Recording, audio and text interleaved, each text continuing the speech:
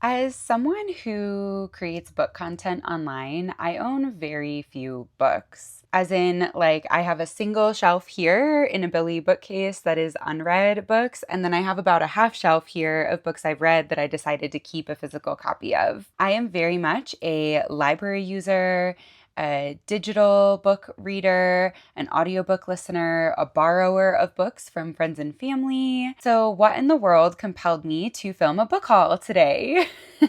Well, through a series of odd coincidences, I happened to acquire 18 new books over the course of like a month to a month and a half. So I've basically doubled the number of unread books I own. And I thought I would take advantage of the fact that this is probably the only time this will ever happen to me in my life of creating content here to use it as a chance to film a book haul with you all. I think it'll be a fun video to film and something I'll probably never ever do again. So why not do it while I have this one single opportunity to? So I broke this video down by the like categories of how slash why these books came into my life. It was kind of the only way I could wrap my head around it. So like I have them categorized by like, here are some books I bought myself. Here are books I got at a book swap, etc. My first category is the thing that is actually kind of most in line with how I typically buy books anyway.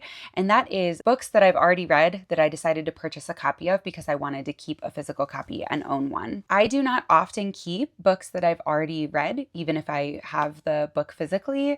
I just don't have that much storage space, as previously mentioned. And the declutter is sometimes not worth it for me unless it's something that I truly, truly, truly loved reading. Sometimes, though, the reverse is true. I read something digitally, I listen to the audiobook, I get the book from the library or a friend or however.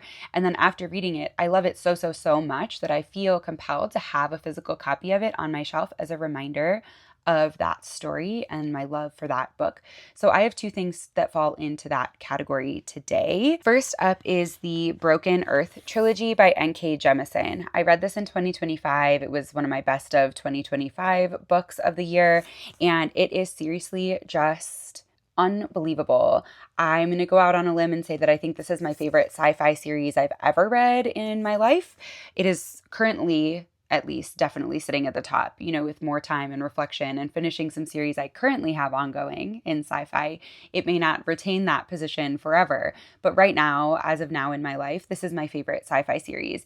It changed my viewpoints and perspectives on so many different topics. It's absolutely wild what N.K. Jemisin accomplished with this series, in my opinion, even insofar as like it changed my opinion of what a narrative structure can accomplish.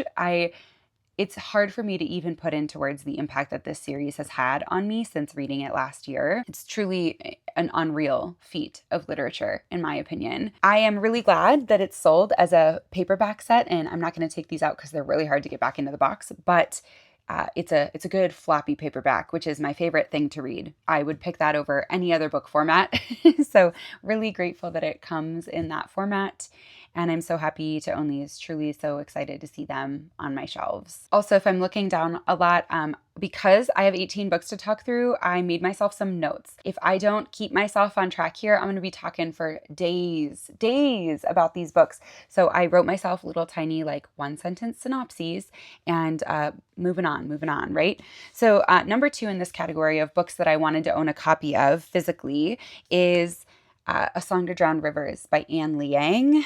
So this is a devastating historical Chinese mythological retelling, and there is so much yearning packed in to so few pages. It's not that long. It's a relatively short book, but wow, what a book. This one I purchased because Book Outlet, I'll link this company below if you want to check them out. They're like a book reseller for things that aren't selling well. It's like the TJ Maxx of books, basically, and I think it's US and Canada only. But they were having their $5.99 fiction sale, and I saw that this one was for sale on there, and I was like, wow, yes, I have been wanting to purchase a copy of that. I love the cover art. I read this digitally as an ebook originally, but I'm super excited to own a copy. We will get back to what else I got in that Book Outlet order that I got that book in. We'll get back to that in category 3 here. But category 2 is books that I got at a free book swap in my city, my local city. Pretty self-explanatory. There was a book swap coordinated by our friends of the library, held at a brewery in town, and I went with one of my friends, and I brought a few books to leave for others to take, and then I gathered 4 books while I was there, kind of accidentally. Didn't mean to take 4 books, but here we are. First up is The Fragile Threads of Power by V.E. Schwab, and I'm biting off more than I can chew with this one because, well, first of all, it's a massive book, but second of all, it is like a second arc to a series that already exists. So I believe there's a trilogy, a whole different trilogy that V.E. Schwab has already written. It's finished. And then this is like a continuation with those same characters. So I've got an entire very long trilogy from V.E. Schwab to tackle first before I could even consider picking this one up. But I really like Book of the Month copies of books, and I didn't want to pass up the opportunity to get this beautiful edition of this book for free while I was at a book swap. So here it is on my shelf. Next up, I have The Wolf and the Woodsman by Ava Reed. And synopsis here is, in a pagan village, our protagonist discovers that she has powers and becomes an outcast. After her village is destroyed, she encounters the woodsman, and they team up to defeat a ruler that would destroy them both. So I'm giving this one a try because I read Juniper and Thorn by Ava Reed probably 2 years ago, give or take, and I liked it. I didn't love it, but I wanted to give her writing another try. That is, this story is often compared to Spinning Silver by Naomi Novik and The Bear and the Nightingale by Catherine Arden, and I really enjoyed both of those. I really enjoy like the wintry, woodsy, remote village kind of setting tied with the magical elements. And so I wanted to give Ava Reed another try with a setting and a story that I'm fairly sure I will like. So I just want to kind of give her writing a second try. Next up, I have No Offense by Meg Cabot. This one is a romance between a woman who moved to the Florida Keys to restart after a called off engagement and a recently divorced single dad who helps her sort through a situation of an abandoned baby left in the public library where she works. Honestly, this one is a case of I just like having a nice contemporary romance sitting on my shelf for whenever I'm in the mood for that. I use them frequently as like palette cleansers between heavier sci-fi and fantasy series or darker historical fiction, for example. I just wanted to pick up a romance when I saw it that sounded relatively interesting to me and use it as a break from other genres. I have heard a bit about Meg Cabot, so often with romance, I veer towards authors that I have heard of before. I'm not super well versed in the romance space, and so when I see an author that I've heard their name before, I'm more likely to pick that up than any other romance book, just because I kind of don't know my way around the genre very well. So excited to have this one, and I'm just kind of saving it for a rainy day, so to speak. And then the last one I got at this book swap is Fortuna Sworn by K.J. Sutton. In this one, Fortuna is the last of her species and hides among the humans as she searches for her disappeared brother. But she catches the eye of a powerful fae who makes her a deal that she can't resist. So this one, I believe, it looks independently published. It's got the author's like own website on the back instead of any publisher information. So I presume it's an indie published book, which I enjoy supporting. And honestly, the cover on this one got me. It's really beautiful. It's going to be maybe hard to see on camera because it's kind of dark and like moody, but it's a really, really, really beautiful, clearly like hand-drawn cover. And yeah, it worked. It pulled me in. It's a relatively short fantasy book, I believe not a series. So I'm excited to have this one as kind of a standalone fantasy that sounds really promising, sounds like a good premise to me, and I love the vibes of it. So those are the 4 that I got at that book swap in my city. And now, like I said, category 3 here, getting back to the rest of the books that I got during that book outlet sale. Because of course, as soon as I added A Song to Drown Rivers to my cart, Book Outlet started recommending to me other books that it thought I would like. And they were right. They identified a ton of books that like were spot on with my taste.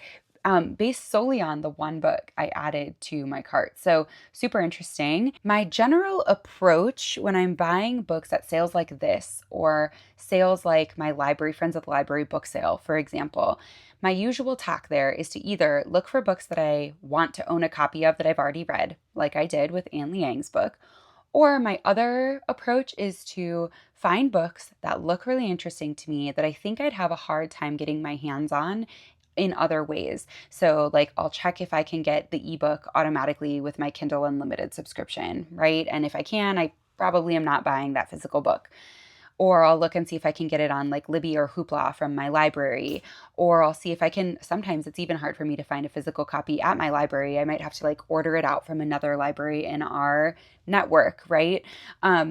So I kind of check all my usual places, and if they're either not available or they have super long wait times, then I consider purchasing them. And this time around, coincidentally, between the combo of Book Outlet recommending to me a ton of books that are right up my alley, and the fact that a lot of the ones I was interested in look kind of hard for me to find elsewhere, I ended up purchasing kind of honestly a lot of books, like way more books than I've ever bought in one go ever in my life, that's for sure. So I'm just going to go through these one by one, and I've got 1, 2, 3, 4, 5, 6 of them plus plus the Anne Liang. So that was a big order for me. So first up here is Lark Ascending by Silas House.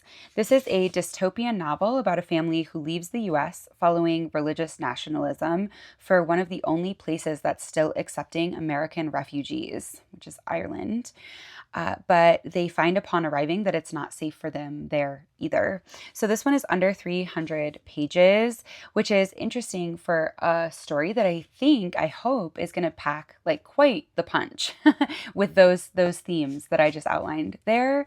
I couldn't find this one anywhere, actually. I like literally couldn't find like this book like anywhere on any of my library platforms, not as a physical book from my library. That made me even more intrigued.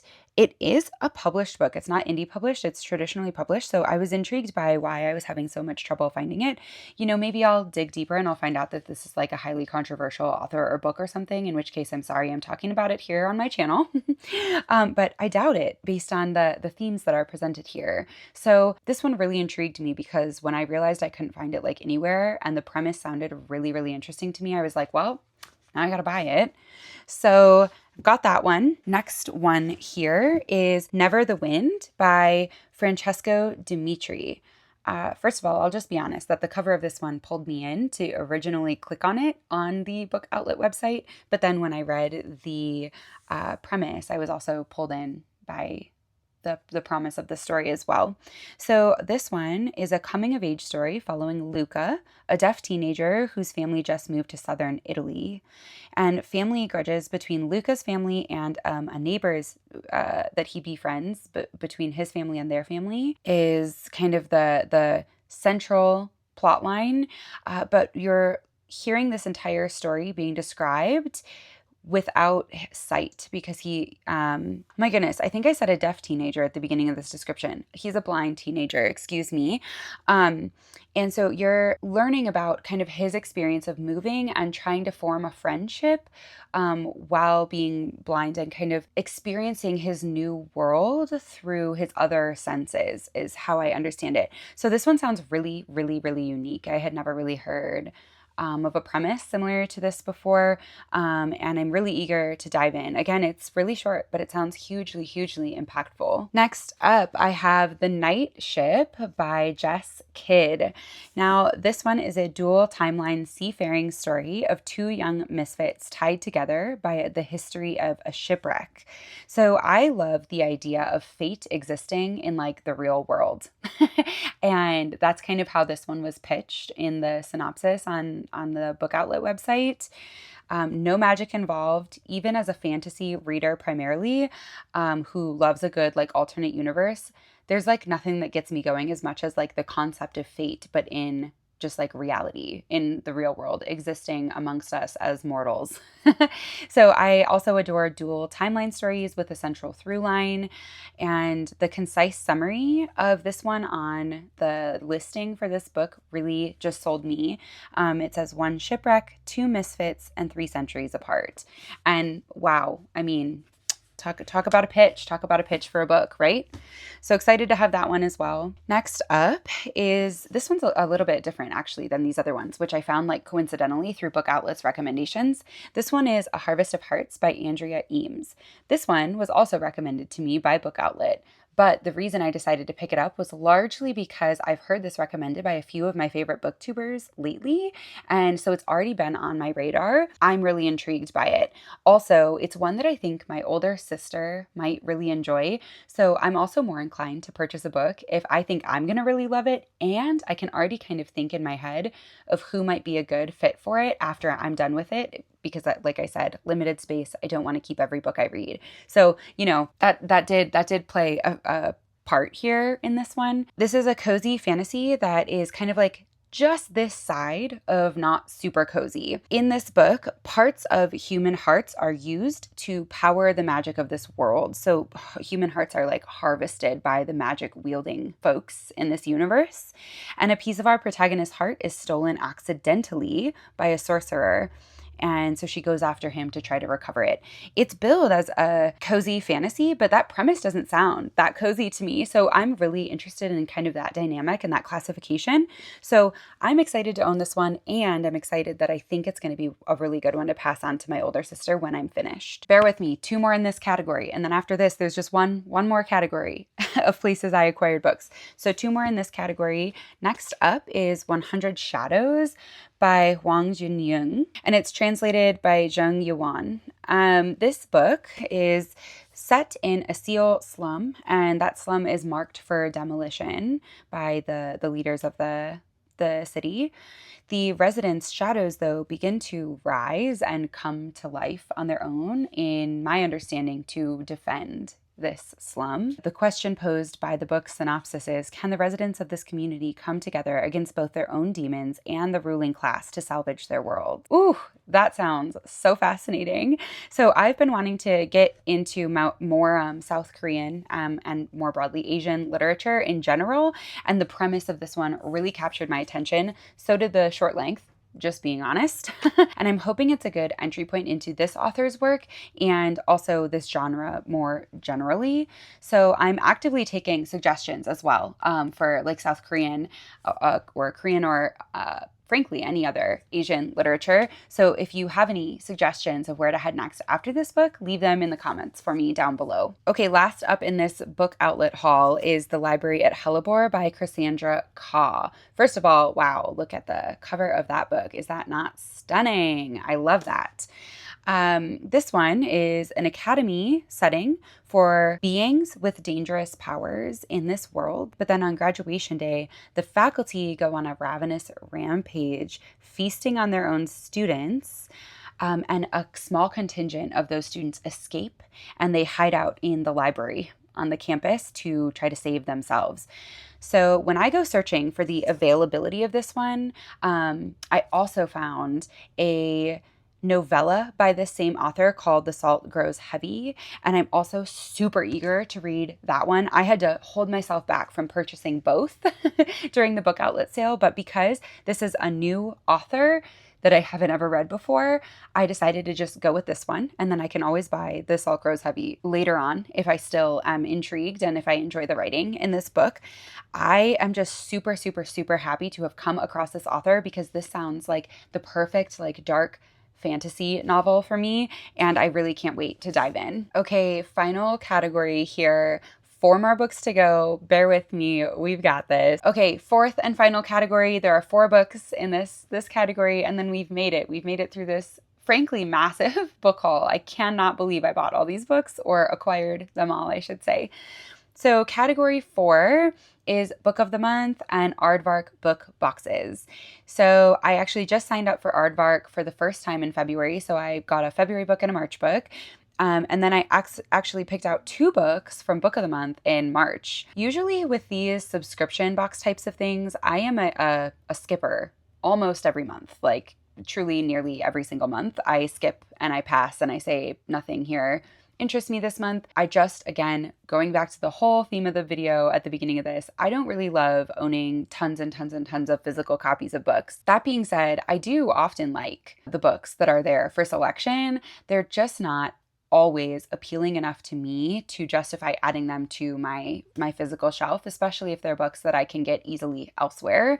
So I was pretty surprised, and it feels like both of these book boxes conspired against me the past 2 months, where I was interested in multiple at a time, actually, from Book of the Month. And then I was interested in two sequential ones from Aardvark.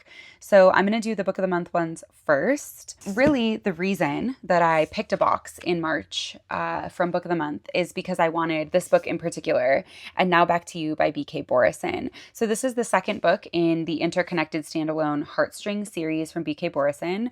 The first book in this series was First Time Caller, which I also got from Book of the Month. But in this one, we follow Jackson and Delilah, who are rival weather newscasters that are sent out to provide coverage for a record-breaking storm together. I really enjoyed B.K. Borison's book, Good Spirits, that I got from Book of the Month, yet again, last December. Really, really, really love that one. Super enjoyed it. It's got magical realism in there. It was great. Such a good holiday vibe.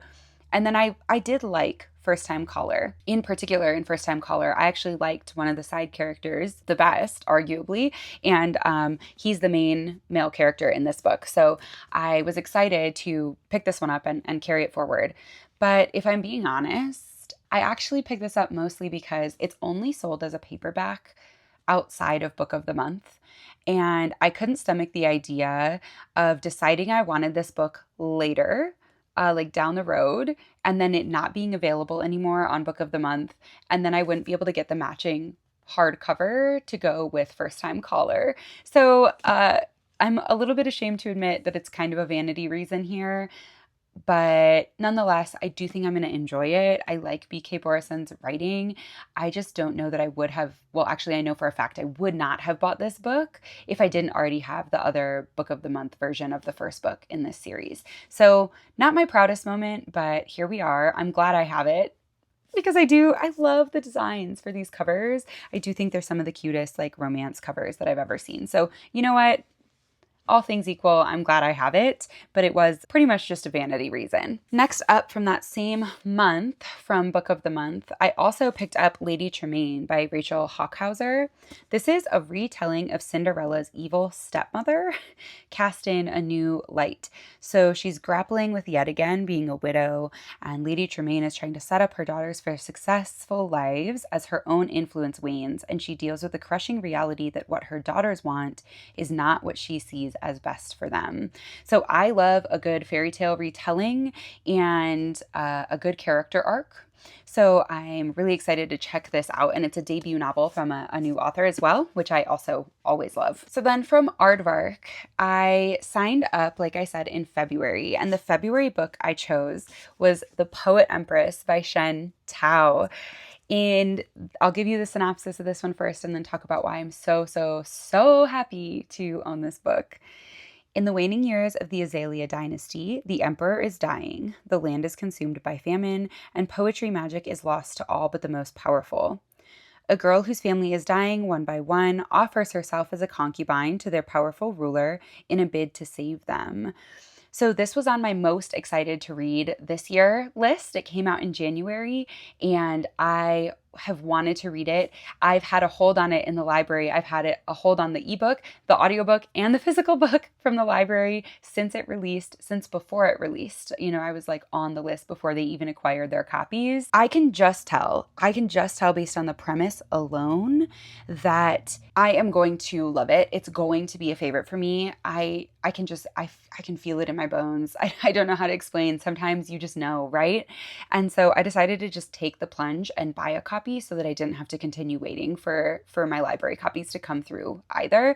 I also really am pleasantly surprised by the quality of the Aardvark books. I love that they have like their logo is a little bit smaller and more discreet than like on the Book of the Month copy. So on the Book of the Month, you get like the big square up on the top corner and then on the spine as well. And I do kind of like that. And I love with Book of the Month that they're all the same shape and size. They're very uniform, and I love that on my shelf. And luckily, the Aardvark ones are also the same exact height, which makes me really happy. But I kind of like the more subtle branding of the Aardvark books.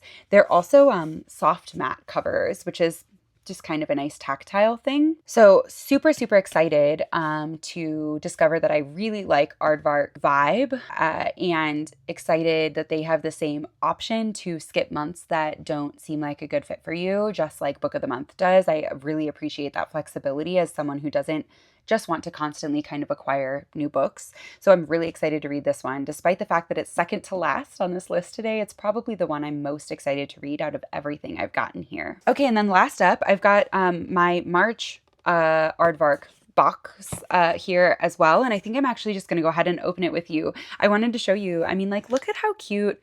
I'm a sucker for bright colors and like fun, exciting branding. So I'm a total sucker for what Aardvark is doing over there. So let me open this up and then I'll share the book with you. Okay, so in the box, you've got your beautiful book, again, with the very like subtle integrated Aardvark logo and nothing on the spine for Aardvark either.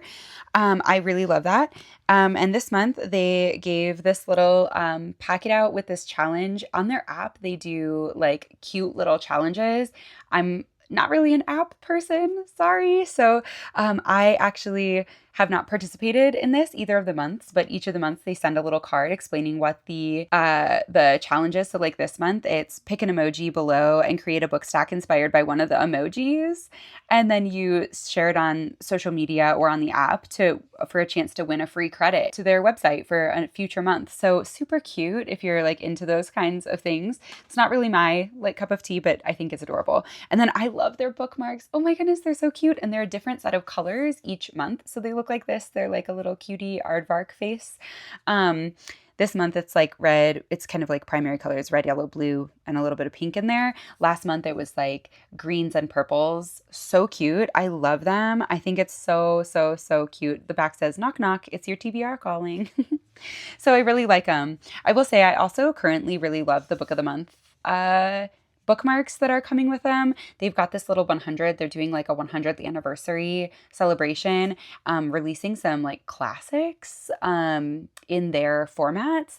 And so then the backs of the bookmarks right now, instead of just being basically blank, they have like little snippets of Book of the Month selections and the new artwork and the new cover art that they're releasing for their versions of the book. So this one's from Animal Farm from George Orwell. So I think those are really cool as well right now. Honestly, come on, that Aardvark one, so cute. So the book I chose though for March is The Red Winter by Cameron Sullivan, another debut author. So actually 3 of these 4 from these new book boxes were debuts. Shen Tao with The Poet Empress, Cameron Sullivan with The Red Winter, and Rachel Hockhauser with Lady Tremaine. So fun. And that is really what I love these book boxes for, is like they expose me to new authors that I may not have found otherwise. Aardvark I've found especially has a lot of stuff in like the speculative fiction space, which is really where I'm like most at home. So I love seeing what they're like coming out with there. But The Red Winter, wow, this one pulled me in fast. So it's set in 1785 in the French countryside, and a professor receives the news he has dreaded the most in his lifetime.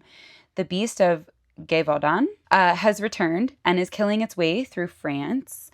But our professor, Sebastian Grave, actually has his own monster living within himself, and he will join the hunt for the beast in a repeat of the hunt they did 20 years ago when he helped secure the beast the first time. This one sounds like it's going to be a highly political fantasy set in like a historical time period in France that was like bloody wars, politics, crazy famine, like a wild, wild time.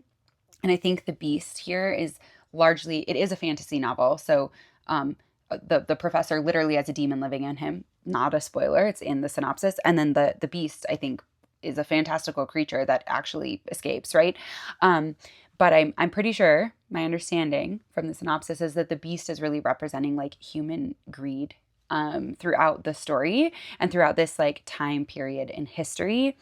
This one caught my eye because I'm currently in the middle of reading The Glutton by A.K. Blakemore, and that happens in the same time period in France, in like the French countryside, and is just gosh, the setting, the historical setting of that book has moved me so deeply. And I've spent, frankly, a ridiculous amount of time now at this point looking into revolutionary time periods in France and France's history. And so adding a fantasy story to that, with a professor with a demon inside of him and a beast into that setting that I've been learning so much about and loving. I mean, like, yeah, I was sold. Done deal, right? So super, super, super excited for this one. Man, it is chunky. I didn't know it was going to be this long, but I'm excited about it. I believe there's also a touch of romance in here, which I always love. I love a good romance subplot in my fantasy series, so super pumped. And I also believe it's a queer romance, so yay, fun stuff. Good times to be had in that book, I believe. Well, good times if reading about war and devastation and murder is your idea of a good time, right? So that's it. There you have it. I don't even really at this point feel like I have a coherent thought left in my head in order to give a good wrap up here. But long story short, I will be adding these to my physical TBR. I do a TBR jar each month, or I should say each season. I do it seasonally, so I already picked my spring books. So these will be on the docket, potential contenders for my summer TBR jar picks. And I am so excited to dive into so many of these books. It felt like a much needed refresh for my physical TBR. A lot of these have been lingering for years, if not a decade. And I will read them. I'll read them all, or I'll get rid of them, and that's okay too, right? But I felt like I needed a refresh. I just went, let's say, a bit overboard on that refresh. So thank you so much for coming along for this first and last haul that I will probably ever do on my channel. I really appreciate you being here, and I will see you next time.